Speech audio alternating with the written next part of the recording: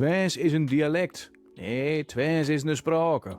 Neder-Saxisch is een sprake. Limburgs is gewoon een koppelke dialecten. Neder-Saxisch is in Nederland erkend als sprake. Ik zie dat nog regelmatig online, dat er onduidelijkheid over is. Hoe zit dat nou precies? Nou, Nederland heeft al in 1996 het Europees Handvest voor regionale spraken en minderheidsspraken ondertekend. Dat is een document wat ervoor moet zorgen dat landen zich inzet om minderheidsspraken in hun land te behouden en aan te fieten, zeggen ze in de reden. Dus aan te jagen, te zorgen dat het meer wordt. Dat document dat bestaat uit 3 delen en het Fries valt onder deel 3. Dat wil zeggen dat Nederlands ervoor gaat om het Fries op alle mogelijke manieren vooruit te helpen.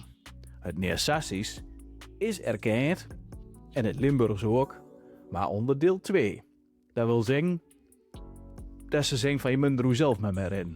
Nederlands is de officiële Rijksspraak van het Koninkrijk Nederland. Het Fries is de officiële Rijksspraak van Nederland in de provincie Friesland.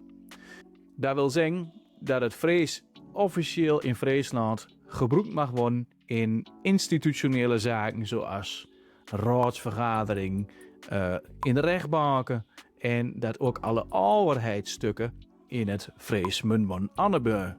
Het Neder-Saxisch en Limburgs zijn erkend als regionale spraken. Punt. Het Neder-Saxisch voldoet, net als het Fries, aan alles om ook die status te krijgen. Alleen is Nederland onmeunig knieperig. Die denkt van, dat gaat door schildkussen. Dus die status, daar kun je nog fluiten.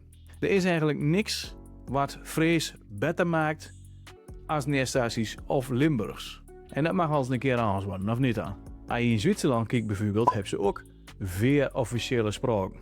Geen dat maar goed. Dus ik zie niet in waarom dat in Nederland niet zal kunnen. Zelfs als je op rijksoverheid.nl kijkt, nee, Rijksoverheid, want dus de website is niet in het platte kring, terwijl dat er 1,8 miljoen leu in Nederland plat kuiert, dan staat erop dat je gewoon in het dagelijkse leven zoveel mogelijk plat mag kuieren als je weet. En dat mag zelfs de juffen en de meesters op de scholen mag dat doen.